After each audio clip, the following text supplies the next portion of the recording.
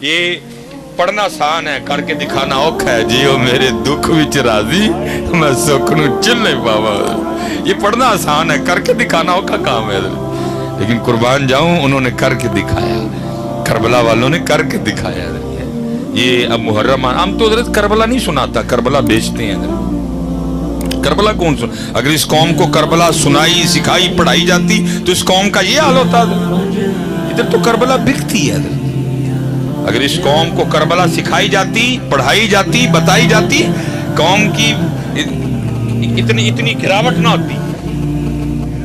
बताया ही नहीं गया। हम तो बस वो बातें सुनाएंगे, सामने बैठे रोएं। हैं? अब ये जो पानी वाला मामला है, मैं कौन केड़ा मां ने जमे है जो इमाम हुसैन पे पानी बंद करे। मैं ये नहीं कह रहा कि पानी बंद नहीं हुआ, लेकिन अल्लाह की कसम है, अगर उनकी मर्जी ना होती पानी बंद कोई नहीं कर सकता था।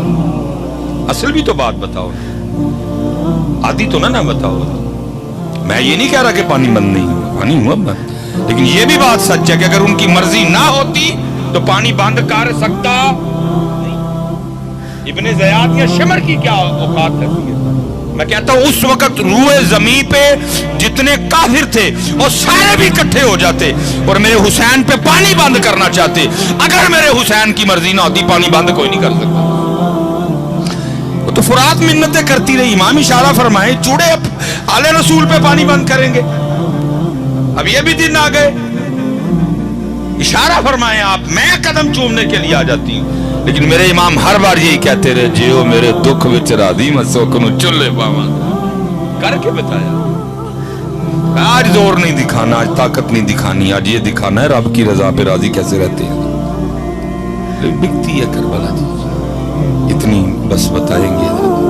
और मैं कहा करता हूँ, चलो जिधर से शुरू हुआ था मैं फिर उधर ही खड़ा हूँ। प्यास भी बताई, याद है क्या होगा। 10 मुहर्रम को हर बंदा अहले बैत अतहार, इमाम अली मुकाम, शोहदाए करबो बला से अपनी अकीदत का इजहार किस तरह करेंगे। जगह जगह सबील लगाई जाएगी। ये वो दिन है जिस दिन आले रसूल को प्यासा रखा। ठीक है, ये भी बताया गया वो भूखे थे। क्या होगा, इसको अल्लाह ने ज्यादा इस्तिताअत दी है, वो उस दिन लंगर बनाएगा, बांटेगा भी। आज वो दिन है जब जिनका सदका बट रहा है, जिनका सदका सारे खा रहे हैं, उनको भूखा रखा गया। लेकिन इतनी गल मुक, लेकिन नहीं भाई, उससे आगे भी बड़ा कुछ हुआ। क्या? उससे आगे ये हुआ कि मेरे इमाम की शहादत सजदे,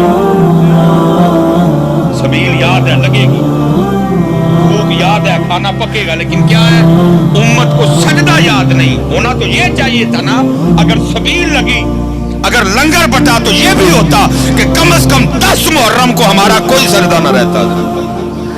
आज वो दिन है जब नवासा रसूल ने सजदे में सर कटवाया।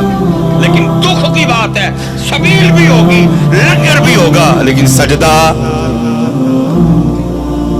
उससे आगे भी कुछ हुआ। क्या हुआ कि सरे मुबारक तन से जुदा कर दिया गया।